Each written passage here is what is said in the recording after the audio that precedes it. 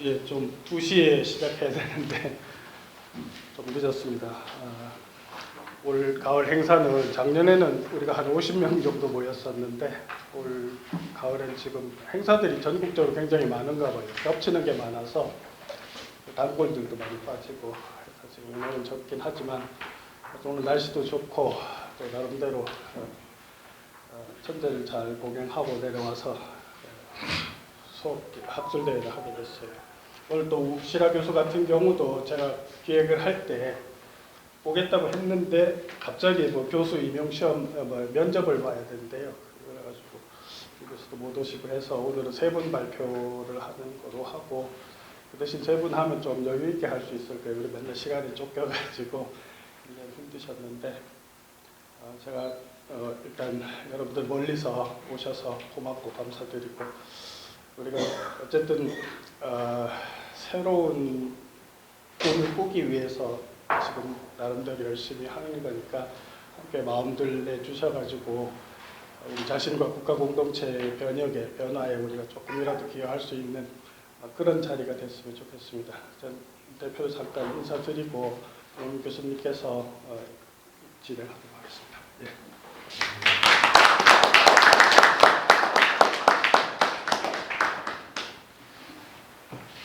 반갑습니다. 감사합니다. 아시겠지만 김현문이라고 합니다.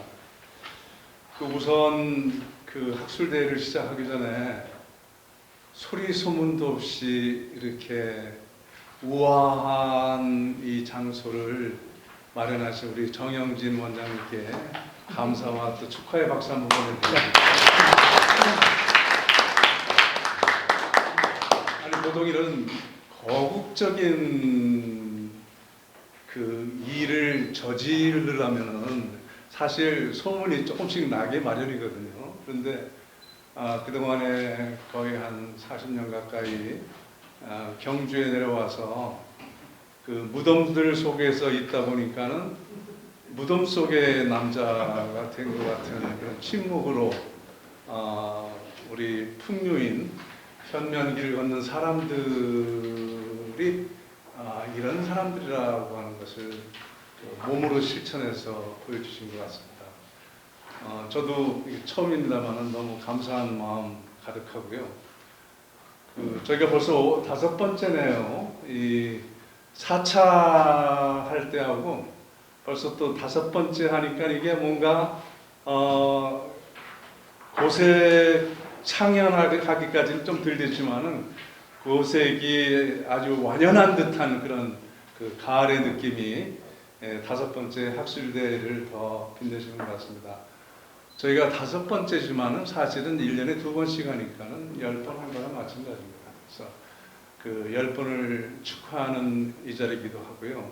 그래서 오늘은 원래 좀 아까 말씀하셨습니다만 그 4분이 발표하기로 했는데 우시라 교수가 그런 사정으로 못 나오게 됐습니다.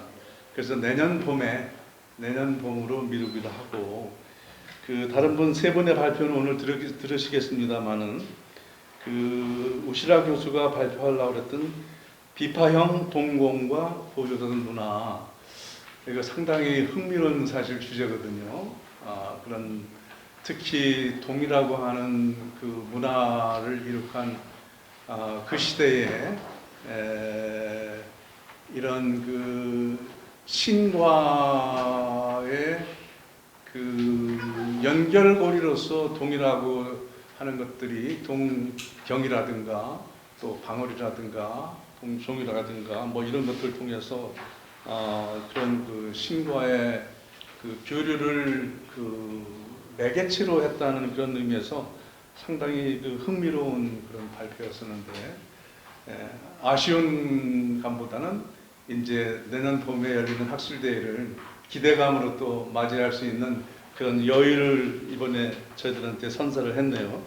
자, 우리는 첫 번째 발표는 신라가 계승한 환웅의식과 통유도 경상대학의 손병욱 교수님이 발표를 해주실 텐데 저하고 잠깐 말씀을 나눴습니다만은 그 한국 철학을 하시고 경상대학에서는 윤리학과에 계셨었는데 제가 그 경상대의 학풍을 나름대로 조금 이제 아는데 상당히 그 우리들한테는 풍류인이라고 하는 뿌리를 찾기 위한 노력을 하는 저희들한테는 상당히 그 구체적이고 현실적인 연결고리를 우리가 그냥 단순하게 신라의 풍류도라고 하는 것보다는 그 실체를 그 이렇게 주지는 않으시지만은 이렇게 은은하게 반갑습니다 하고 은은하게 이렇게 마음의 교류를 하면서 나눠주실 것 같은 그런 기대를 갖게 되고요. 그래서 이 현묘한 길이라고 하는 것이 너무 상징적이고 추상적인 것 같지만은 아마 그 손병욱 교수님의 발표를 통해서 조금 더 우리가 그 실체에 접근하는 그런 걸음걸이가 될 것 같은 그런 생각을 하게 됩니다. 두 번째 발표는 정기신 수행법에 대한 새로운 관점에 우리 박광구 천부 풍류도 대표께서 하시는데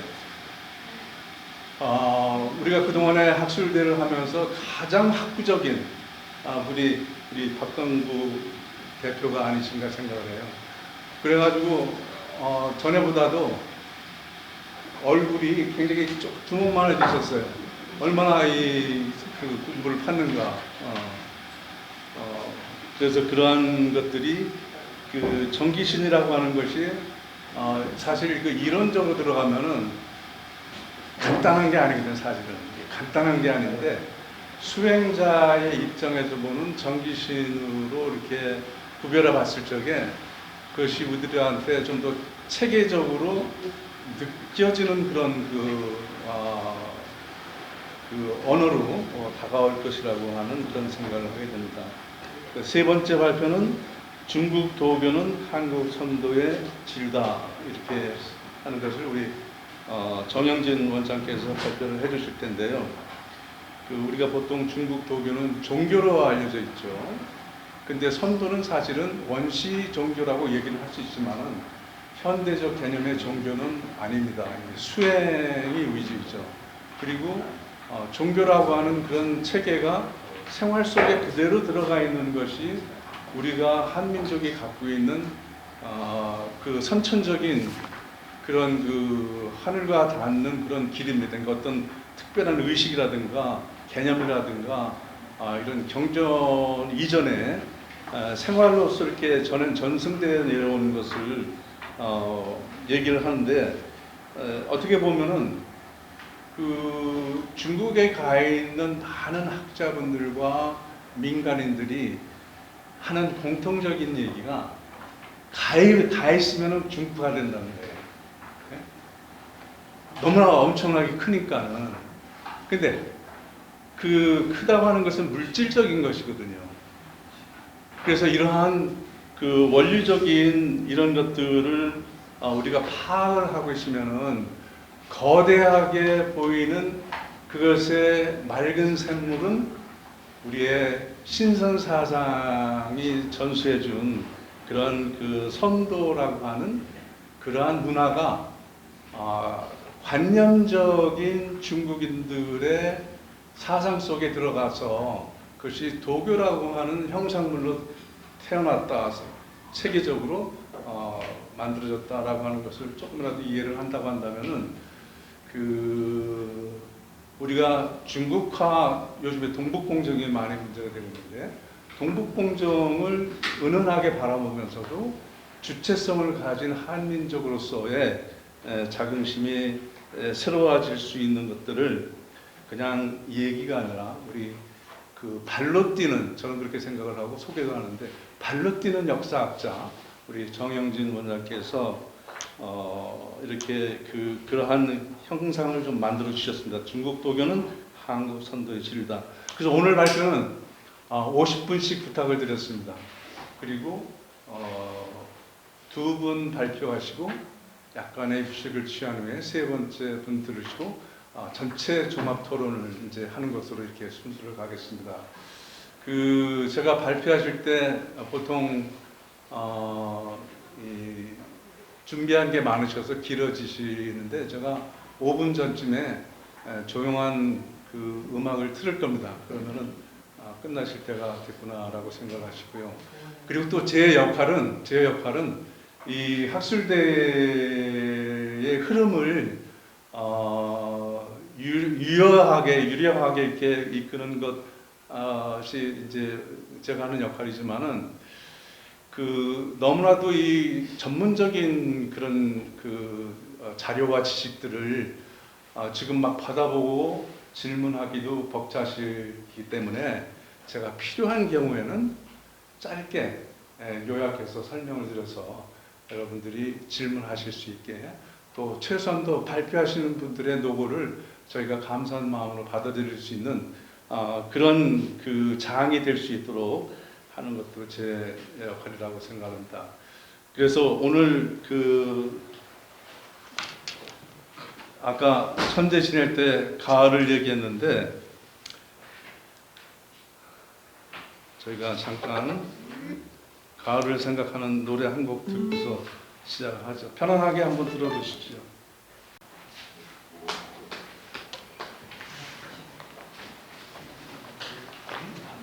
앉아서 하겠습니다.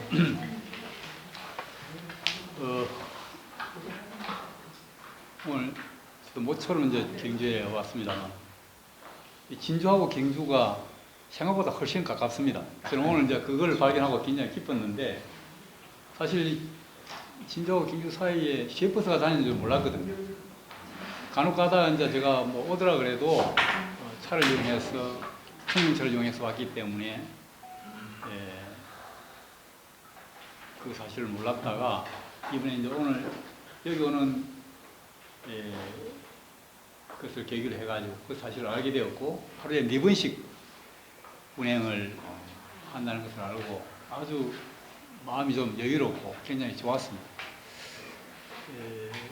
한 2시간 30분, 원래는 한 20분 정도 걸리는데 오늘 약간 지체가 돼가지고 2시간 30분 걸려서 왔습니다만은, 이제 막차가 7시 20분이라 그러니까 첫 차 타고 와서 앞으로 볼일 보고 막차 타고 가면은 충분하게 다녀갈 수 있겠다. 너무 좋다. 왜냐하면 저는 이제 경주는 자주 와봐야 되는 그런 곳으로 생각을 항상 하고 있습니다만, 그동안 마음 갖지 못했는데 이제 그 문제가 해결돼서 너무 좋습니다. 사실 진주, 경주, 진주도 이제 넓게 보면은 뭐 신라 문화권입니다만, 조금 짧게 자세히 이야기한다면 이제 진주는 가야 문화권입니다. 가야 문화권이고 이제 경주 신라 문화권인데, 다른 지방 사람들, 뭐 호남 사람이라든가 아니면 서울 사람이라든가 이런 쪽의 사람들은 이 경상북도 경주 말씨하고 이 진주 말씨를 구분을 못합니다. 근데 이제 저는 같은 경상도이기 때문에 또 진주 사람으로서 경주 쪽의 말씨를 어느 정도 다른 진주하고 구분되는 그런 말씨를 제가 알고 있거든요. 어쨌든 2시간 좀 더 걸려서 여기까지 올 수 있었다는 그 사실이 굉장히 좋았습니다.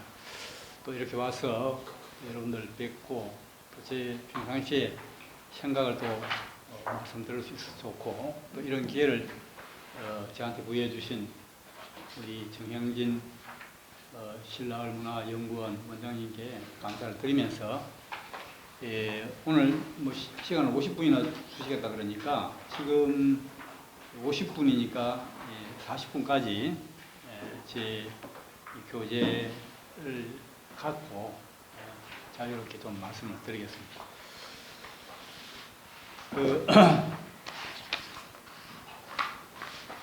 10페이지가 되겠습니다만, 제목은 신라가 개성한 한무식과 풍류도. 이제 이게 저는 당군 신화죠. 우리 흔히 이제 당군 신화로 이야기합니다만, 상유사 고조선 왕금조선조에 나오는 그 한웅의 하강과 관련된 그 부분에 저는 일찍부터 이제 주목을 했고, 그게 굉장히 중요하다는 생각을 평상시에 했습니다. 그러면서 그것이 오늘날 우리에게 어떤 의미를 줄 수 있겠는가, 거기에 대해서 많은 탐구를 했는데, 그런 과정에서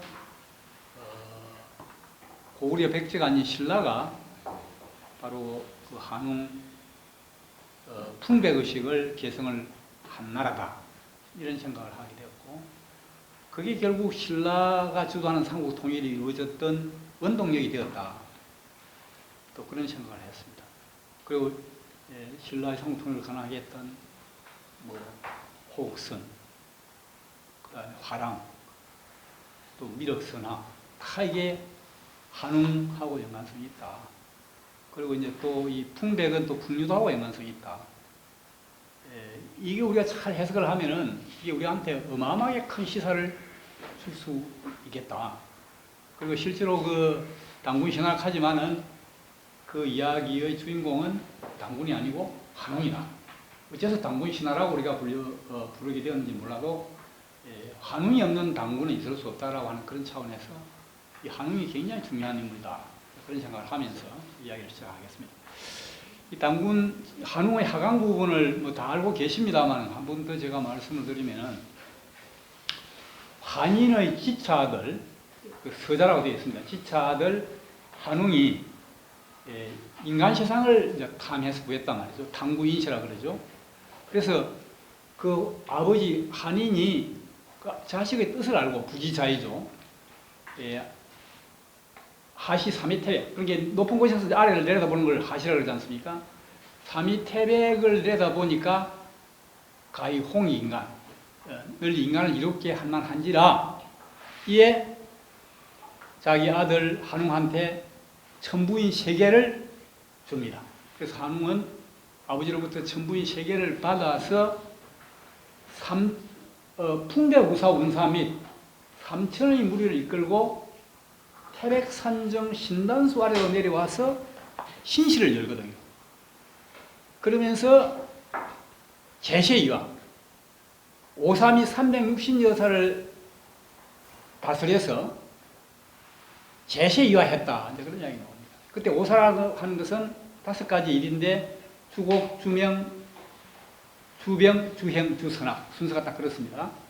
그걸 포함한 360여사를 다스려서 제시이화했다. 그 이야기가 한웅의 하강과 관련된 이야기입니다. 그래서 이제 저는 그 부분을 어떻게 이제 평상시에 이해를 하느냐 할 것 같으면, 한웅이 우리 민족 최초의 용으로서, 자, 천부인 세계라고 불리는 여의주를 갖고 천상세계에서 지상세계로 내려와서 심시를 열므로써 지상세계를 천상화시키는 대개벽을 이루었다. 그게 한웅의 하강이 가지고 있는 함이다. 이렇게 이제 봤습니다. 그 한웅이 왜 용이냐, 또 그 여의주라고 하는 것은 또 무엇이냐, 그 다음에 지상세계를 천상화시켰다고 하는 것은 어째서 그게 지상세계를 천상화시켰다고 보느냐, 이런 이야기를 할 수 있을 것 같습니다. 거기에 대해서 제가 말씀을 드리겠는데, 우선 제시이하라고 하는 말 자체를 우리가 지금 그 정확하게 제대로 이해를 못하고 있는 경우가 굉장히 많습니다. 말하자면 삼국유사에서 떠부리 하는 건 봐도 그걸 갖다가 좀 이상하게 풀이를 해서 글자하고 잘 안 맞습니다. 근데 글자대로 제가 그걸 풀이를 하면은 인간 세상에 있으면서 이상적으로 바꾸었다. 화라고 하는 것은 변화를 말하거든요. 본래 이제 한웅은 신이죠. 그걸 신웅이라고 합니다. 신으로서 내려왔는데 인간 세상에 내려왔죠. 탐구인시를 해가지고 인간 세상을 탐해서 구해가지고. 그래서 인간 세상에 내려와서 이상적으로 바꿔준 거예요. 자, 그 기준은 뭐냐? 자기가 살았던 천상세계입니다. 천상세계를 기준으로 해가지고 이 지상세계를 천상화시킨 거예요. 대개벽이죠. 그렇게 했을 때 이상적으로 바꿨다니 그게 뭐냐? 이게 당군 신화에는 안 나옵니다만 그런 조화, 치화, 교화라고 봐야 된다. 이렇게 봤습니다. 그러면 그 이상적으로 바꾼 그 구체적인 내용은 뭐냐? 그게 바로 이제 오사죠, 오사. 그래서 이제 그 주곡, 주명, 주병, 주형, 주선학이죠. 자, 이게 이제 주곡, 주명, 주병은 오늘날 쉽게 이야기한다면 경제력, 주곡은 경제력입니다.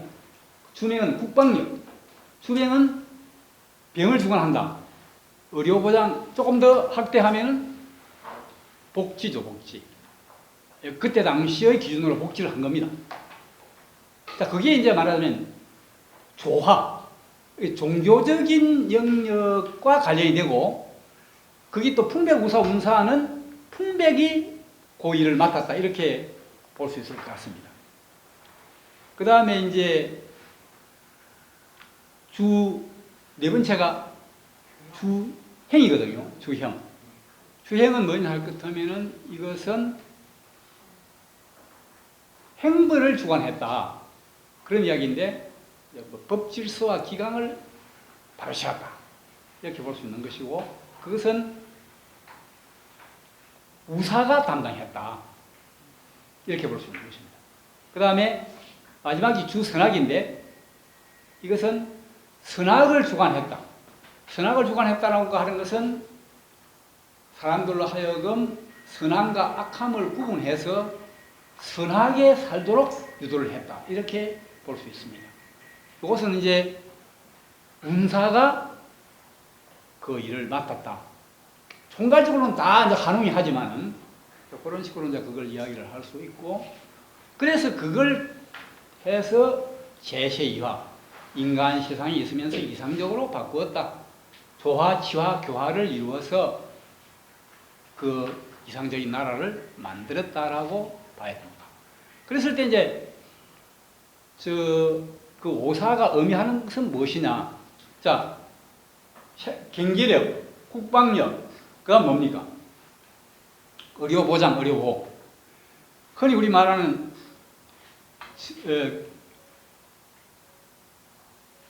뭡니까?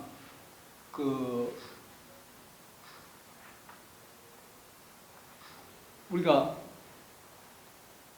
먹는 문제 해결하고, 그 다음에 전쟁 문제 해결하고, 그리고 질병 문제 해결하는 거죠. 요 세 가지. 그러니까 우리가 뭐 먹는 문제를 우리가 뭐라고 이야기해야 됩니까? 가난이 없고, 그 다음에 전쟁이 없고, 질병이 없는 그런 세상을 이룬 것이죠. 그게 이제 생존의 보장이겠죠. 생존이 보장되는 나라를 이루었다. 그게 바로 주곡, 주명, 주병이 의미하는 바입니다. 그 다음에 이제 주행은 뭐냐? 행벌을 주관했다 이겁니다. 이 법질서와 기강을 바로 세웠다. 법질서와 기강을 바로 세운다는 것은 결국 무엇을 이야기하느냐 하면은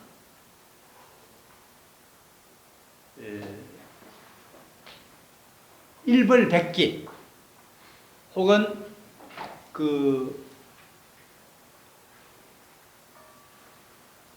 뭡니까? 이제 신상필벌, 그리고 이제 법 앞에 많이 평등하다는 그러한 의식을 확산시키는 것. 이것이 주행이라고 볼 수 있겠죠. 생존을 보장하고 법질서와 기강을 바로 세우고, 그 다음에 주선악은 뭐냐? 양심에 따라서 사는 사람이 대접받고 큰 소리치는 사회. 적어도 양심에 따라서 사는 사람이 바보 취급 당하지 않고 손해보지 않는 사회를 만들었다 이 말이죠. 그래서 이걸 저는 이제 어떤 식으로 표현을 하느냐 하면은 환웅의 하강에 의해서 이루어진 천상화된 지상시계, 지상시계를 천상화시키는 그런 대개벽의 사회는 요즘 말로 이야기한다면 강하면서도 선한 문화국가를 이루었다. 저는 그렇게 이제 이 부분을 이제 일단 해석을 합니다. 자, 강하다고 하는 것은 뭐냐? 생존이 보장되어야 됩니다. 그것도 이제 경제력, 그 다음에 국방력, 의료보장 내지는 그 복지, 이것이 되어야만 우리가 생존할 수 있죠. 그 중에 어느 하나라도 결여되면 생존이 안 됩니다. 우리가 우리의 목숨을 부지할 수 있기 위해서는 그 생존이 보장이 되어야 됩니다. 이제 그것만 가지고는 안 되죠. 그 다음에 그걸 바탕으로 해서 법질서와 기강을 바로 세워서 정말 신상필벌, 일벌백계의 조금이라도 그 잘못을 저지르면 거기에 걸맞는 벌을 가해서 기강을 세워야 됩니다. 그래서 그걸 합쳐가지고 저는 강하다고 보는 거죠. 생존의 보장 플러스 법질서와 기강의 확립, 이것이 강한 나라. 그 다음에 이제 그게 바탕이 되어서 이제는 양심에 따라서 사는 사람이 대접받고 큰 소리를 치는 나라, 선한 나라가 되는 거죠. 그게 주 선악이라고 하는 것입니다. 그래서 한웅이 하강함으로 인해서 그 이룬 나라는 결과적으로 오늘날 쉽게 이야기한다면 강하면서 선한 문화국가를 이루었다. 그것이 이제 제시의하다. 그러면 이제 한웅이 어째서 그런 나라를 이룰 수 있었는가? 자, 한웅은 우리 민족 최초 용이었다. 용. 용은 상상의 동물이죠, 물론. 상상의 동물인데, 뭐, 7가지, 9가지 특징을 가지고 있다 그래요. 용은 9가지 특징을 가지고 있다. 근데 그 뱀의 비늘, 그 다음에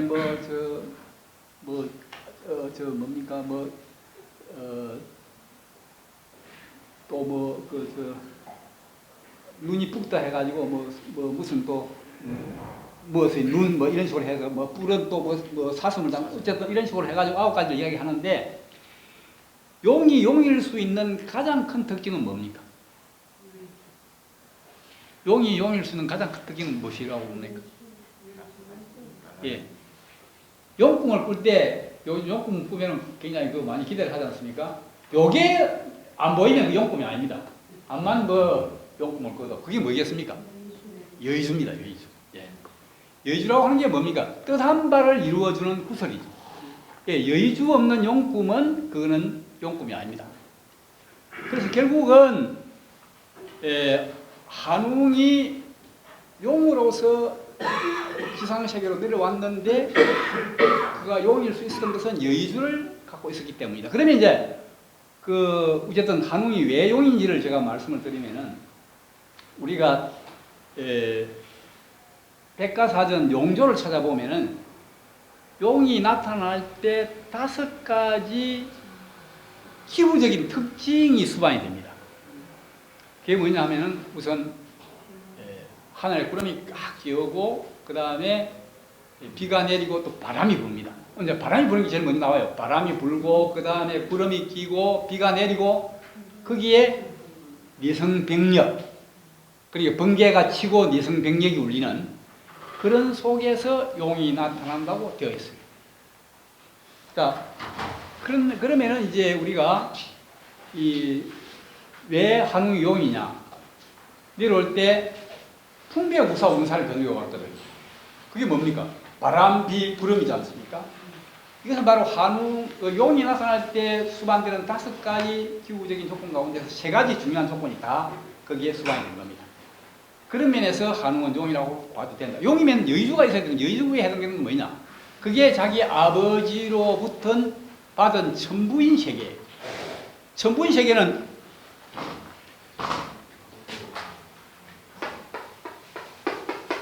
전부경한테 전부입니다.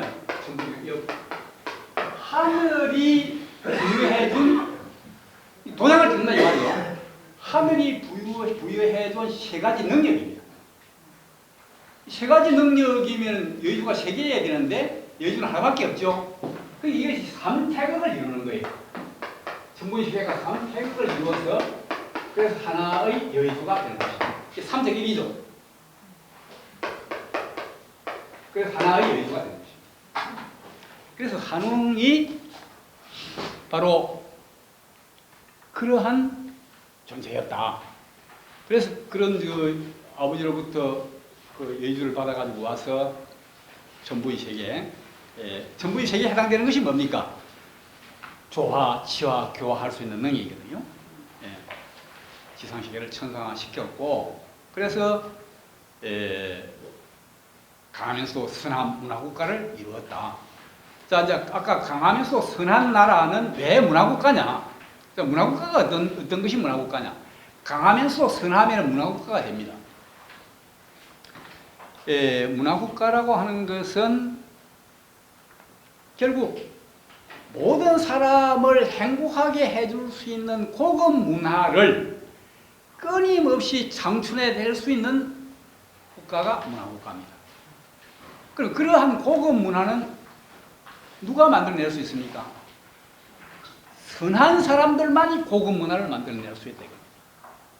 고급 문화라고 하는 것은 결국 우리로 하여금 진리의 세계에 가까이 다가가도록 해주는 문화가 고급 문화인데, 왜 선한 사람들이 고급 문화를 창출할 수 있느냐? 진선미가 삼일체이기 때문에. 선한 사람이 아름답고 진리에 부합되는 문화를 만들어낼 수 있기 때문에 결국 선한 사람들이 고급 문화를 만들어낼 수 있다. 그런 이야기입니다. 자, 그리고 그 선함은 무엇이 바탕이 돼야 나온다? 강함이 바탕이 되지 않으면 안 된다는 거죠. 이게 굉장히 중요한 얘기죠. 강함은 아까도 말씀드렸죠. 생존의 부장 플러스 법질서 기강의 확립인데, 생존이 보장되지 않으면 법질서 기강 확립은 아무 의미가 없다. 자, 먹고 사는 문제가 해결이 안 됐어요. 그런데 법질서와 기강 확립을 강조를 하면 그게 무엇이 됩니까? 법가로 가버린다. 법가. 아주 살벌하고 냉혹한 법가가 돼요. 그게 누굽니까? 역사적인 사례로서 법가가 가져온 피해를 가장 잘 드러낸 사례가 뭡니까? 진시황이죠. 진시황의 법가가 되는. 그러니까 엄격한 법에 의해서 매사를 재단하는데 문제는 뭐냐? 먹고 사는 문제가 전혀 해결이 안 됩니다. 자, 먹고 사는 생존의 문제도 경제력이 가장 없습니다. 경제력이 안 되고 국방력이 나올 수 있습니까? 국방은 돈인데. 돈 가지고 하는 건데. 경제가 안 되고 국방이 안 돼 있는데 의료보장이 무슨 소용이 있습니까? 나라가 없는데 무슨 의료보장이 무슨 소용이 있어요? 그렇기 때문에 그 순서가 굉장히 중요하죠. 그래서 이 순서가 지금 당군신화에 보면 정확하게 그대로 주곡, 주명, 주병, 주형, 주선악 정확하게 나와 있단 말이에요. 그래서 이게 한웅의 하강이 굉장히 중요한 것이다. 그런 이야기. 그 다음에 이제 우리가, 그래서 한웅은 용이었다라고 하는 이야기. 이 부분을 굉장히 좀 우리가 눈여겨봐야 된다. 그 말씀을 드리고, 동시에 한웅은 봉이었다. 봉. 자, 이제 그 이야기 하기 전에 한웅이 용인 줄 알면은 또 어떤 문제가 해결이 되느냐 하면은, 한웅이 내려온 태백산이 어디인지의 문제도 해결이 됩니다. 이제 한웅이 태백산정 신당수 아래로 내려와서 신시를 베풀었다 이렇게 하거든요. 근데 이 태백산이 어디냐에 대해서 설이 많습니다. 지금 경상북도하고 강원도 경계 지역에 있는 태백산, 소백산 할 때 그 태백산도 태백산이다 하는 사람이 있고, 고려 때는 묘향산을 태백산이라고 했습니다. 그럼 또 백두산을 태백산이라고 하기도 합니다. 그런데 한웅이 용인 줄 알면 문제는 아주 간단하죠. 용은 바로 뭡니까? 수신입니다. 수신. 물의 신입니다. 그럼 어디입니까? 천지가 있는 백두산이 될 수밖에 없죠. 그래서 우리가 백두산 천지를 사전에 찾아보면 용왕담이라고 부릅니다. 용왕담. 용왕의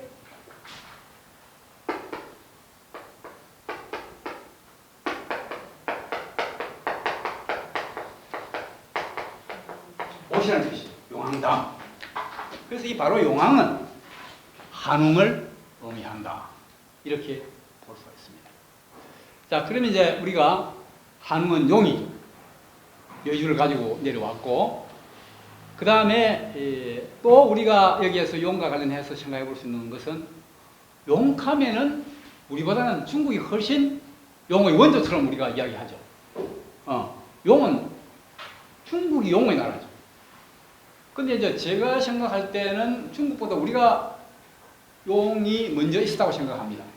뭐 홍산문화, 용산문화 이야기하는데, 우리의 문화의 원류가 홍산문화인데, 용산문화에서는 용유적이 안 나왔는데 홍산문화에서는 용유적이 나왔다는 이야기가 읽은 적이 있습니다만은, 그 중국용하고 우리의 한국용이라고 해야 됩니까?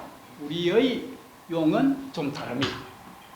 중국 용을 강조를 하는데 우리 민족 최초의 용인 한웅하고 중국 용은 다르다 이겁니다. 어떻게 다르느냐? 자, 한웅은 용으로서 천상세계에서 지상세계로 하강하고 있어요. 내려옵니다. 근데 중국 용은 뭡니까? 승천합니다. 중국 용은 하강하는 용이 없어요. 승천해요, 항상. 자, 사실 용이라고 하는 그 동물은 우리가 상상의 동물이지만 어떻습니까? 승천과 하강을 자유자재로 하죠. 또 능수능대하죠. 용은 얼마든지 커질 수 있고 얼마든지 작아질 수 있어요. 크면 우주를 덮어버리고 작으면 우물에서 들어가요. 그러나 중요한 것은 뭡니까? 우리 민족은 용의 하강에 주목을 했고 중국 민족은 용의 승천에 주목을 했다. 이것이 중국과 한국의 민족성을 우리가 드러낼 수 있는 아주 중요한 포인트라고 생각하는데, 자, 우리 민족 최초 용인 한웅은 하늘에서 지상세계로 하강하고 있다. 그것이 의미하는 바가 뭐냐? 또 중국 사람들이 이야기하는 용은 항상 승천한다. 그게 의미하는 바가 뭐냐? 이걸 우리가 생각을 해봐야 되겠죠. 자, 한웅이 천상세계에 좋은 데 놔두고 지상세계로 내려왔어요. 지상세계가 천상화되었습니다. 그 혜택은 누가 봅니까? 지상세계에 있는 모든 사람들이 다 하강에 의한 혜택을 보아요.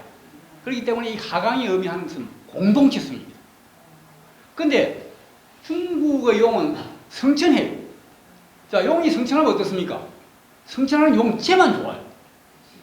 못 올라간 그냥 기상세계에 남아있는 사람들은 그 용 올라가는 거하고 아무 상관이 없습니다. 그렇죠? 그래서 이것은 개체성을 의미합니다. 실제로 중국 사람들은 굉장히 개인주의적이고 우리는 공동체의식이 강한 민족이다. 이렇게 이야기할 수 있습니다. 그래서 우리가 이제 중국의 영향을 받아가지고 가그 제도를 도입을 했지 않습니까?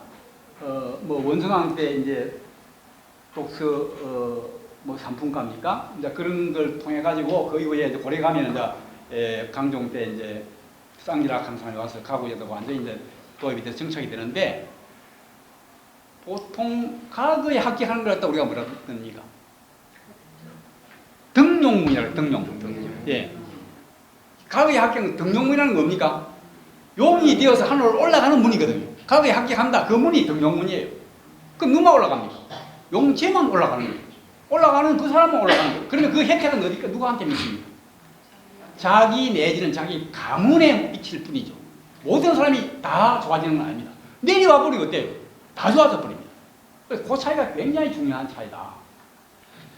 사실 이제 제가 밀양송가입니다. 밀양송가고 또 여기 이제 경주가 사실 우리 본래 할아버지의 그 이제 뿌리였던 곳인데 제가 밀양송가 가운데서도 이제 팔룡파예요.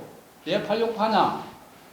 저한테 그러니까 16대조 되는 우리 할아버지가 8형제가 다 문과 내지 문과 배설을 했다. 그래가 팔룡파라고 그럽니다. 근데 그게 이제 왜든 그 당시에는 이제 과거에 합격하면 용이 되는 거예요. 근데 그 용은 뭡니까? 가문을 빛낼 뿐이지. 가문을 빛낼 뿐이고 자기 가족들이 좋았을 뿐이지. 그게 다른 사람들한테까지 혜택을 못 준다는 거죠. 예. 그게 이제 과거가 너무 이제 절대시되면서 그러자 과거에 합격한 사람을 갖다 용에 비유하는 그런 게 있었습니다만은 우리 민족 최초의 용인 한웅은 그런 존재가 아니다 이거예요. 내려오기 위해서 지상세계 전체를 개벽시켜서 모든 존재에게 혜택이 돌아가도록 해준 존재가 한웅이다. 그런 면에서 굉장히 이 의미가 크다라고 하는 말씀. 그 다음에 이제 동시에 한웅은 봉이다. 봉이다.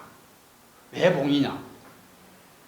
자, 풍백, 우사, 운사를 거느리고 내려왔는데 이 풍백을 우리가 어떻게 읽을 것이냐라고 하는 문제가 있습니다. 바람의 신이죠. 바람의 신인데 저는 이걸 두 가지로 읽을 수 있다고 생각합니다. 하나는 한웅의 조화적 화신이다. 말하면 한웅이 하는 그 조화적인 일을 담당하는 존재를 특히 풍백이라고 했다. 그렇게 하나 볼 수 있고 두 번째는 한웅이 피우는 조화의 바람이다. 이렇게 볼 수 있습니다. 그러면 우사는 뭐냐? 우산은 한웅의 지화적 비다. 혹은 한웅이 피우는 한웅의 지화적 화신이다. 우산은.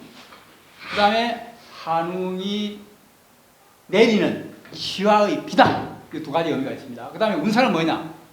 한웅의 교화적 화신이다. 한웅이 내리는 운사지 운사. 한웅이 들이우는 교화의 구름이다. 이렇게 볼 수가 있습니다. 어쨌든 풍백은 한웅이 피우는 조화의 바람도 있고 한웅의 조화적 화신도 있습니다. 한웅의 조화적 화신으로서의 풍백은 풍신봉과 같은 의미입니다. 풍백을 달리 풍신, 바람 신자를 써서 뭡니까? 하기도 하고 또 봉, 우리가 용봉할 때 봉을 풍백, 풍신을 봉이라 하기도 합니다. 그래서 저는 이 풍백이 굉장히 중요하죠. 조화, 주곡, 주명, 주변을 담당을 했으니까. 그래서 이 한웅은 용이면서 동시에 봉이다. 이렇게 저는 보려고 합니다. 그래서 이 봉, 말하자면 특히 풍백은 풍신을 그러지 않습니까? 이 풍신은 이게 나중에 신라로 와서 무엇이 됩니까? 풍신제, 바람올리기 알죠? 바람올리기 풍신제의 주신이 됩니다. 우리가 바람올리기 풍속이 우리 어렸을 때 다 있었습니다. 지금은 없어졌습니다만 그 풍신제는 이제 바람의 신이 2월 초하루부터 20일까지 지상식으로 내려와 있어요. 그러면서 모든 사람들이 소원을 다 듣고 올라갑니다. 이제 그런 그 풍신인데 그 영등할멈이라고 하거든요. 영등할멈. 이게 할멈 내지 할미는 여신이라는 뜻입니다. 말하자면은 이 한웅이 용으로서 남성적인 이미지를 가지고 있다면 한웅의 하신인 풍백은 풍신으로서 여성적인 이미지를 가지고 있다. 그러면서 용이 수신이라면 봉은 뭐이겠어요? 봉은 태양의 신입니다. 원래 태양신입니다. 봉은 태양의 신이에요. 그래서 한웅은 물과 불의 상반된 이미지를 동시에 가지고 있는 존재가 한웅입니다. 그래서 참 한웅을 우리가 제대로 이해하기가 참 어렵습니다. 오늘 제가 구체적으로 이야기하지 않겠습니다만 한웅은 불교적으로는 미륵이기도 하고 문수보살이기도 합니다. 그러면서 또 하랑 선인데 무당적인 요소도 있고 국선적인 요소도 있고 신선적인 요소도 있는 그런 아주 복합적인 그러한 존재가 한웅인데 그 중에서 저는 오늘 이제 가장 중요하다고 생각하는 용과 봉 그거하고 연관시켜 가지고 제가 이제 말씀을 드렸습니다. 그래서 결국 한웅의 하강에 의해서 이루어진 그 나라 제가 이제 이걸 한문으로는 이렇게 한번 봅니다. 강하면서 선한 문화국가.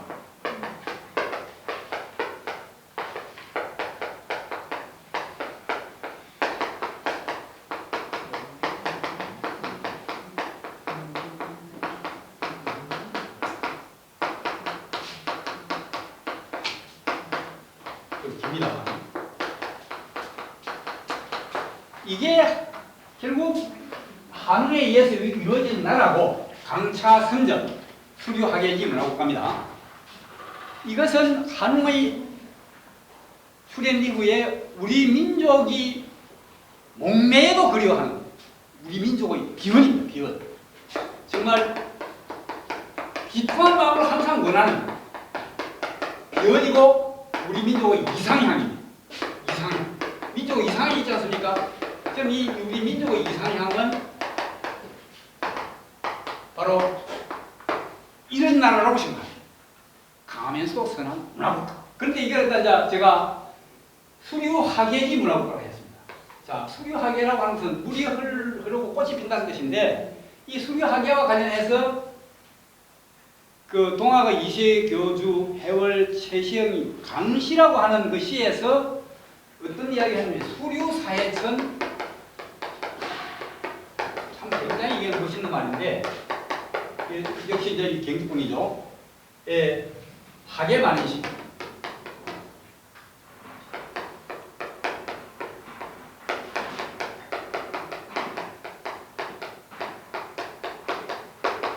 자, 물이 천지사방으로 흐르니까 꽃이 만인의 마음속에 피어나더라. 이제 결국 진리의 물이죠. 진리의 물. 선한 사람이 말하자면은 그 고급 문화를 만들어낼 수 있다. 왜? 고급 문화는 우리로 하여금 진리의 세계에 가까이 다가가도록 하는 그러한 문화가 고급 문화인데 결국 신선미가 삼일치이기 때문에 그래서 이러한 강하면서 선한 나라의 사람들이 만들어내는 그 어떤 문화가 이 물이 되어서 천지사방으로 흐르니까 온 세상의 모든 사람들 마음속에 꽃이 피더라. 그게 온 세계의 모든 사람들이 진리의 세계로 진입하게 되었다. 이게 바로 문화국가다 말이에요. 이게 문화국가. 이런 문화국가의 비전을 제시한 존재가 한웅이기 때문에 우리는 이 한웅이라는 존재를 굉장히 소중하게 생각해야 돼요. 한웅이 없는 당군이라는 것은 앵꼬 없는 찐빵이다. 한웅이 없으면 당군의 의미는 아무 의미가 없는 거예요. 당군이라는 존재는. 그래서 우리가 사실 이건 한웅신화지 당군신화가 아닌데 어쨌든 당군신화를 우리가 부르고 있습니다. 그 다음에 이제 이러한 한웅의식, 이제 저는 그래서 좀 더 구체적으로 한웅 풍백의식이죠. 사실 이 한웅과 풍백은 이제 알고 보면 한웅은 남자고 아까 풍백은 동으로서 여자를 했죠. 이 부부지간이에요. 부부지간. 그러게 한웅이 사실 웅녀와 결혼하기 이전에 벌써 풍백하고 먼저 결혼하고 있는 거예요. 이게 신라 문화하고 연결시켜서 보면 분명하게 드러나거든요. 그리고 한웅과 풍백은 부부지간인데 누구의 아들과 딸이냐? 한인의 아들과 딸입니다. 그럼 어떻게 돼요? 남매지간이죠. 남매지간에서 부부지간이죠. 이 근친혼이. 이 근친혼의 전통을 그대로 물려받은 나라가 신라거든요. 어쨌든 이제 그렇게 이제 저는 보고 있고, 그 다음에 이제 이 신라가 그대로 이 한웅 풍백의식을 이어받은 나라죠. 이게 신라의 시조인 핵것의 거서가는 용이면서 봉입니다. 그 우리가 삼국유사 같은 데 볼 것 하면은 처음 그 뭡니까 나중 우물가로 내려왔을 때 우물가로 내려온다는 것은 우물은 바로 용왕당의 축소판이거든요. 벌써 용이라는 것이고 그 다음에 아래에서 태어났을 때 아주 붉은 애. 붉은 애라고 하는 것은 한문을 이렇게 씁니다.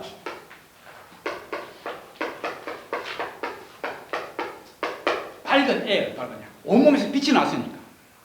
밝은 애. 그러니까 이 광명의 이미지도 동시에 가지고 있죠. 알이라고 하는 것이 제가 볼 때는 태양이면서 여주입니다. 그리고 핵것이라고 하는 게 본래 붉은 애였는데, 밝은 애였는데 어떻습니까? 이름을 그대로 바꿔가지고 핵것이라 했죠. 핵것이라는 게 뭡니까?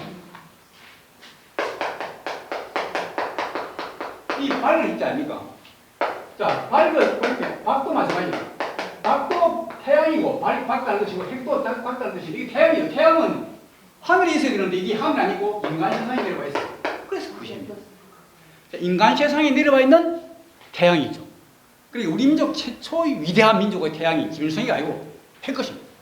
박핵것이가 훨씬 김일성보다 먼저 우리 민족의 최초의 위대한 민족의 태양인 거예요. 자, 그래서 이제 이 한웅은, 한웅이란다. 박핵것에는 우물로 내려왔기 때문에 용의 이미지. 그 다음에 이 태양의 이미지를 동시에 가지고 있어요. 자, 이게 핵것의 어머니는 알령부인의 어머니하고 같거든요. 이게 누굽니까? 선도산 신모거든요. 선도산 신모는 일명 계룡이라고 부릅니다. 그러니까 계룡은 봉이면서 용인 존재가 계룡이에요. 그러니까 그 아들이기 때문에 핵것에는 태양 플러스 봉의 이미지를 뭡니까? 용의 이미지를 동시에 가지고 있다. 그러니까 용이면서 봉이었다. 그러나 남자이기 때문에 풍백보다는 한웅의 이미지를 더 강하게 가지고 있다라고 볼 수 있습니다. 핵것은. 그래서 이제 뭡니까?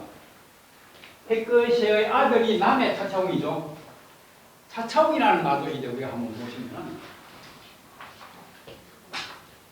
자, 한웅이 있고요.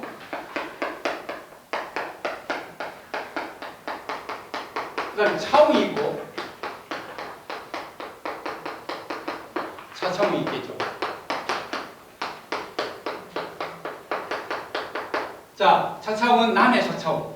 물론 김대문은 이 자충이다. 자충은 무당을 의미한다. 그런 이야기도 합니다만, 그 말 뜻의 뜻 위에도 왜 차라고 하는 글자가 굉장히 많은 한문 글자가 있는데 이걸 썼겠어요. 그 다음에, 그러니까 한웅 다음의 한웅이고, 다음의 운이다. 그러면 햇것이는 당연히 한웅 다음의 한웅이 되는 거죠. 그게 차웅이죠. 자기 아들이 차차웅이면 햇것이는 차웅이 될 수밖에 없다. 햇것이는 한웅의 이미지를 강하게 가지고 있다. 그 다음에 그의 부인 알령 부인은 알령전 우물가에서 계룡의 옆구리에서 태어나거든요. 옆구리에 태어나니까 어때요? 처음에 입에 닭부리가 달려있어. 그래서 북천에 가서 모욕을 시키니까 닭부리가 떨어져 나가서 아주 발동한 처녀가 되었거든요. 말하자면 계룡이라고 하지만은 뭡니까? 봉의 이미지를 가지고 있는 거죠. 그 다음에 그러나 어쨌든 용이죠. 또 용은 용이죠. 그렇기 때문에 그 알령 부인은 역시 용과 봉의 이미지를 동시에 다 가지고 있죠. 그래서 그렇지만은 햇것의 그 서간이 용의 이미지를 가지고 있는, 말하자면 한웅과 가깝고, 그 다음에 알령 부인은 뭡니까? 풍백에 가깝다라고 볼 수 있습니다. 그러니까 자기 어머니가 선도산 신모인데, 선도산 신모가 바로 삼국유사에서는 계령으로 등장하는 겁니다. 그러니까 여자가 산신이면서 뭡니까? 바로 용봉의 그러한 존재가 되는 거예요. 그래서 이 선도산 신모가 낳은 아이가 햇것이와 알령 부인입니다. 그리고 둘이가 부부가 되죠. 그러니까 어머니가 같은 남매지간이에요. 그렇기 때문에 신라는 처음부터 근친혼입니다. 이게 끝까지 갑니다. 끝까지. 그게 그래서 저는 이러한 한웅과 풍백의 이미지가 신라에 그대로 강하게 개성이 되어 있기 때문에 그걸 유추해서 본다면 한웅과 풍백도 부부지간이었고 남매지간이었다. 이렇게 볼 소지가 있다는 것입니다. 근데 중요한 것은 뭐냐? 고구려 백제에는 한웅 풍백 의식보다도 당군 웅녀 의식이 굉장히 강하게 개성이 된다는 거예요. 그 다음에 아예 신라에는 이 말씀은 굉장히 이게 좀 우리가 앞으로 점검을 많이 해봐야 될 부분이기도 합니다만 저는 어느 정도 확신을 가지고 있습니다. 신라인들에게는 당군 웅녀 의식이 없었습니다. 아예 없었어요. 근데 고구려 백제인들에게는 당군 웅녀 의식이 한웅 풍백 의식보다 훨씬 더 강하고 그게 중요시 되었습니다. 그게 바로 고구려 백제 문화와 신라 문화의 차이점이라고 볼 수 있습니다. 거긴 근친혼은 별로 없겠네. 없죠. 고구려 백제는 근친혼이 없고, 그 다음에 고구려 백제는 그와 동시에 당군 웅녀 의식을 가지고 있기 때문에 남존여비적인 관념이 굉장히 강합니다. 신라는 남녀 동권이에요. 왜냐? 자, 한웅하고 풍백은 둘 다 신입니다. 부부가 차이가 없죠. 그 다음에 이 당군 웅녀 의식이 강한 고구려의 경우는 어떻습니까? 자, 이제 고구려의 당군에 해당되는 존재가 누굽니까? 주몽입니다. 웅녀에 해당되는 존재가 당군의 어머니인 유하부인이에요. 거기에 그럼 한웅에 해당되는 존재가 누구냐 하면은 유하부인을 꼬아서 사통을 했던 그 이름만 등장하는 해모수입니다. 해모수가 바로 이제 한웅에 해당되죠.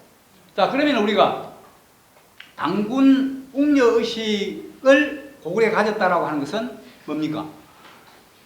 자, 당군은 물론 그 아들이기 때문에 그렇다 소리스럽게도 웅녀가 어떤 존재냐? 자, 우리가 당군 신화에서 볼 것 같으면 본래 웅녀는 곰이었죠. 한웅은 뭡니까? 신이었죠. 신이 지상세계로 내려와가 잠깐 인간이 되었고, 그 웅녀는 어떻게 됐어요? 그 신의 요구 조건에 따랐기 때문에 사람이 된 것이죠. 본래는 뭡니까? 하나는 남자는 신이고 여자는 동물이에요. 그렇기 때문에 당군 웅녀 의식을 가지고 있는 한은 어떻습니까? 남존여비가 될 수밖에 없어요. 고구려 백제는 남존여비적인 관념이 굉장히 강했습니다. 그게 처음부터 출발이 그렇게 됐던 거예요. 신라는 끝까지 그 뭡니까? 나중에 통일신라로 가가지고 유교가 들어와서 이제 그 뭡니까? 좀 바뀌기 이전까지는 어떻습니까? 남녀 동권. 화랑시기 같은 걸 보면 여자가 사실 모든 걸 다 자주짓다 해요. 남자는 어떻게 보면은 겉으로 나와서 뭐 자기가 뭐 풍을주도 하고 하는 것 같지만 그 내면에 낭정을 실제로 관리하는 사람은 풍을주의 아내인 하주입니다. 하주. 선모, 하주 이런 사람들이 다 해요. 그렇기 때문에 신라에는 3명의 여왕이 나왔다는 게 결코 이게 우연이 아닙니다. 그만큼 여건이 강했다. 처음부터 그렇다. 그런 이야기죠.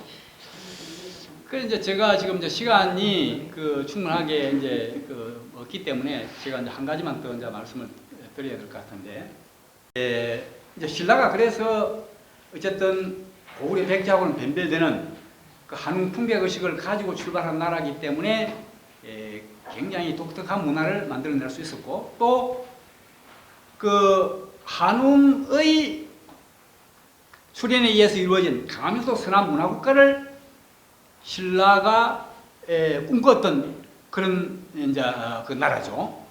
그런 나라인데, 그러면 이제 이게 그런 나라를 이루는 데 있어서 풍류도가 굉장히 중요해요. 이 풍류도가 어디에서 왔느냐? 풍백에서 왔습니다. 풍백. 아까도 이야기했죠. 풍백은 한웅이 피우는 조화의 바람, 한웅의 조화적 화신, 한웅의 조화적 화신으로서 풍백, 풍신, 봉, 이것이 피우는 바람이, 조화의 바람이 풍류가 된 거예요. 그래서 우리가 풍류도는, 여기에 뭐 풍류도 전문가들이 오랫동안 연구를 하신 분들이 많이 계시기 때문에 제가 굉장히 말이 조심스럽습니다만 그냥 저는 제 이야기를 말씀 한번 드려보겠습니다. 풍류도는 그 모토가 뭐냐? 바람 잘 피우자. 바람 잘 피우자. 바람을 어떻게 하면 잘 피울 수 있겠느냐? 기운이 좋아야 바람을 잘 피운다. 그러니까 좋은 기운을 지녀서 바람을 잘 피우자. 이게 풍류도입니다. 자, 바람을 잘 피우면 어떻게 되느냐? 공동체 전체가 신이 난다는 거죠. 공동체 전체가 신이 나도록 할 수 있는 방법은 뭐냐? 리더가 좋은 기운을 가지고 바람을 잘 펴야 된다. 어떻게 하면 그 리더가 좋은 기운을 가질 수 있도록 할 것이며 바람을 잘 피우도록 할 것인가에 대해서 관심을 갖고 그 길을 제시한 사상이 저는 풍류도라고 봅니다. 그 좋은 기운은 어떤 기운이냐? 저기 이제 청수하고 충실한 기운. 청수하면 청렴해지고 충실하면 유능해진다. 그리고 안 좋은 기운은 어떤 기운이냐? 탁박하고 공허한 기운. 탁박하면 부패하게 되고, 청수하면은 그 뭡니까? 기운이 충수하면은 청렴하다. 청렴함의 가장 큰 특징은 뭐겠습니까? 유혹에 강한 것입니다. 청렴함의 가장 큰 특징은 가난을 좋아하는 것이 아니고 돈을 싫어하는 것이 아니고 유혹에 강할 때 그 사람을 청렴하다. 그 다음에 그렇게 말하면 기운이 탁박하면은 부패하게 된다. 그건 뭐냐? 유혹이 약해져요. 기운이 탁박하면 부패하게 되고. 그 다음에 공허하면은 무능하게 돼요. 그래서 리더의 기운이 공허하고 탁박할 때 피우는 바람이 뭡니까? 그게 순바람이고 플레이보의 바람이겠죠. 바람 잘 피우자는 것은 좋은 기운을 형성해서 내가 은행을 잘 하자. 그래서 공동체의 분위기를 바꾸자. 그래서 공동체로 하여금 그 국가 공동체가 이루고자 하는 목표를 향해서 나아가는데 그런 분위기를 형성하도록 해주는 사상이 풍류도라고 보고, 신라가 그 당시에 그런 목표를 했던 사상은 뭐냐? 물론 강화민속 선한 문화국가라고 하는 것도 있었겠지만 그것은 어떻게 보면 나중 문제고 우선 급한 건 뭐냐? 신라 주도의 삼한일통입니다. 신라가 주도하는 삼한일통을 이루는 데 있어서는 뭡니까? 공동체 리더인 가령 임금이라든가 아니면은 하랑 조직의 수장인 풍월주 이런 사람들이 바람을 잘 펴야 돼서 잘 펴야 되고 좋은 말하자면 분위기를 형성해 줘야 됩니다. 그래서 똘똘 뭉쳐가지고 신라주도의 삼국 통일을 향해서 나가자 요겁니다. 요게 바로 저는 통일도의 핵심이라고 보고 그리고 그렇게 하는 데 있어서 신라는 성공했다는 거죠. 그러니까 말하자면은 그 신라가 그 리더들 하는 것을 갖고 어쨌든 그런 어떤 이상향 향해서 나아가려고 애를 썼기 때문에 그게 가능했다. 이렇게 이제 저는 말씀드릴 수 있습니다. 그 다음에 이제 우리가 선교라고 하는 게 있습니다. 선교라고 하는 것이 신라의 아주 토속적이고 고유한 사유체계인데 그것은 여기 우리 교재 뭐 어디 있습니까? 선교 사유체계 16페이지에 있습니다. 제일 밑바닥에 샤머니즘이 깔렸습니다. 무교. 이 사미야지즘을 하부 구조로 하고 그 다음에 무도와 선도를 상부 구조로 하는 그러한 사유체계. 그래서 그 선교 이상적인 인간상을 선인이라 그럽니다. 한운도 선인이고 당운도 선인이죠. 선인인데 이 선인은 결국 무당이면서 국선이면서 신선인 존재. 이 세 가지를 겸하고 있는 존재예요. 우리가 이제 무당 이 부분은 무당은 뭡니까? 하늘에 제사를 지내 사제, 제사를 지내서 접신을 해가지고 예언하고 지배하는 그런 존재죠. 근데 이제 이 부분은 빼버리고 국선하고 신선만 놓고 보면 선인은 국선이면서 신선인 존재입니다. 근데 국선은 무예를 수련해가지고 의기를 형성해서 의를 실천하는 존재거든요. 국선이 가장 중요하게 생각하는 덕목은 의입니다. 그 다음에 신선이 가장 중요하게 생각하는 덕목은 돈인데 그 돈은 달리 이야기하면 자입니다. 자. 자비할 때 자.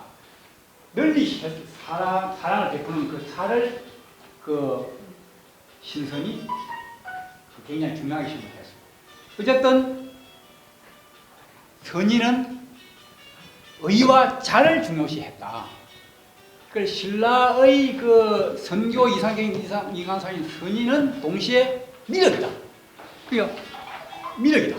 미력인데 자 한웅이 하강하는 그 의식이 신라 인도를 하여금 미력 하생인 신앙을 받아들이게 만들었거든요. 한웅과 미력을 동일시했습니다. 그러면서 한웅이 미력이고 이 미력이 미력선하고 미력선하는 화랑이죠. 한웅과 화랑이 바로 연결돼 버립니다. 그런데 이 미력, 신라의 미력, 신라의 선인, 미력, 화랑 이 추구했던 가장 중요한 덕목이 뭐냐? 의와 자입니다. 국선은 의를 추구하고 무예수련을 성행하고 의기를 형성해서 행의, 의를 추구하고 신선은 돈대 이게 자입니다. 결국 자. 자를 추구하고 의와 자가 가장 중요한 덕목. 이게 이제 이거는 그런데 이거는 그 미력 하생경 불교에서 온 게 아니고 사실은 신라의 토속적이고 자생적이고 고유한 가치다 이렇게 이야기하고 있거든요. 그걸 이제 드러내주는 말이 삼국유사 성미력조의 생의라고 하는 사람이 성미력을 펴내가지고 사마년에 안치를 했다. 근데 그게 이제 나중에 충담사가 3월 30날과 중분날 차를 갖다 바친 그 정미력이다. 그런 이야기가 조금 나오거든요. 그래서 결국은 신라의 미력 사상은 그 미력이 인도에서 중국을 거쳐서 들어온 그 미력이 아니고 우리의 토속적이고 자생적인 그러한 사상이 신라 미력 사상이고 그 표본은 바로 한웅입니다. 한웅. 그래서 의와 자를 굉장히 중요시했어요. 자, 의자하면 생각나는 인물이 있죠. 의자왕이죠. 의자왕이 바로 이 의와 자를 염두에 두고 지어진 이름이라는 거죠. 의자왕은 효가 아니거든요. 잘 아시다시피 백제는 의자왕 때 망했기 때문에 시호는 바로 그 다음왕이 있어야 전왕한테 시호를 주는데 시호를 줄 수가 없지 않습니까? 그러니까 여자왕은 뭡니까? 자기 원래 이름입니다. 이걸 누가 지어준 이름이죠? 자기 아버지 무왕이 지어준 이름입니다. 자기 아버지 무왕이 왜 자기 아들한테 의자라고 하는 이름을 지어줬겠느냐? 이게 이제 굉장히 재미있죠. 사실 이 무왕이라고 하는 인물은 일종의 쿠데타를 한 사람이거든요. 자, 무왕 이전의 백제 불교는 어떻습니까? 신유왕 1년에 384년에 인도성 마라난타가 가져온 남방불교입니다. 남방불교의 특징은 뭡니까? 사문불경 왕자론이거든요. 말하자면 스님이 임금한테 예를 표하지 않아도 된다 이겁니다. 왜? 스님은 시공을 초월한 부처의 제자인데 특정한 시대에 특정한 장소 임금에게 왜 예를 표해야 되느냐? 이게 사문불경 왕자론인데 그걸 받아들였어요. 신라는 뭡니까? 호구왕적인 북방불교를 받아들이고 거기에 미륵 하심불교인데 사실 그 뿌리는 신라인들은 한웅에 있다고 생각합니다. 그래서 이제 보니까 이게 백제가 그 불교를 가지고 이게 여러 가지 국난 극복이 안 되는 거예요. 불교 아무 도움이 안 되는 거예요. 그래서 이제 그 백제가 특히 그 해왕 법왕 때 계속 나라가 쪼그라들어요. 스님들이 계속 이제 스님들이 아무 도움이 안 돼요. 신라는 그 스님들이 바로 화랑이 되기도 하고 또 그 전쟁터에 직접 참여를 해서 도움을 주는데 그 북방불교이기 때문에. 그래서 법왕을 쫓아내고 자기가 임금이 되고 나서 신라의 이 불교를 받아들여야겠다. 그래가지고 신라의 성교에 바탕한 미륵 하생행 불교를 받아들여요. 받아들일 때 누구의 도움을 받느냐? 진평왕의 도움을 받습니다. 그래서 우리가 삼국유사에 나오는 무왕조의 그 선화공주와의 사랑 이야기는 거기에 안 맞지만 진평왕이 익산 미륵사를 세울 때 도움을 줬다 하는 그 말은 맞는 말이거든요. 그래서 이제 무왕은 완전히 패러다임을 바꿔가지고 그러고 나서 뭡니까? 신라의 국선, 화랑, 미륵에 해당되는 존재를 정해야 되는데 누구로 정했어요? 자기 아들로 정한 거예요. 네가 그 일을 해라. 뭐 의자는 뭐냐? 무슨 먼저 의를 실천하는 거예요. 의를 실천하는 게 뭐냐? 우리가 지금 고구려 백제 신라하고 싸우고 있으니까 고구려 신라는 불이고 우리는 의다. 우리가 승리해야만이 의가 실현된다. 그러고 나서 고구려 신라의 백성들한테 자비를 베풀라. 포용을 해라. 이 선택과 포용이에요. 신라는 도와주고 뒤통수 맞은 거죠. 그래서 이게 의자왕이 자기 아버지로부터 이 명령을 받고 자기 아버지의 뜻을 실현하기 위해서 애를 쓰잖아요. 그렇게 해가지고 그 당시가 이제 그 선덕양 때거든요. 이 대야성을 비롯해가지고 백제가 40여 개 성을 신라의 성을 빼앗아버립니다. 그러니까 신라로서는 그 도와주고 이제 뒤통수 맞은 택인데 백제로서는 그렇게 할 수밖에 없죠. 그래서 어쨌든 의자라고 하는 게 그런 개념을 가지고 있다라고 하는 그런 말씀도 드리고, 그래서 이제 제가 뭐 이제 시간이 다 돼서 지금 그만하라고 말씀을 하시기 때문에 제 이야기를 길게는 못 하겠습니다만 제 이야기를 한번 쭉 사시한 내용은 여기 있기 때문에 한번 읽어보시고, 어쨌든 이 신라는 삼국 통일을 이루어서 말하자면 어느 정도 자기네들의 본래 뜻한 바 한웅 의식을 수용을 해가지고 북유도라고 하는 것을 말하면 이 한웅 의식에 의해서 4만1통을 이루고 강원에서 선한 문화국가를 이루는데 좋은 바람을 일으켜야 된다. 좋은 분위기를 조성해야 된다. 이런 차원에서 이 북유도가 기여를 했다.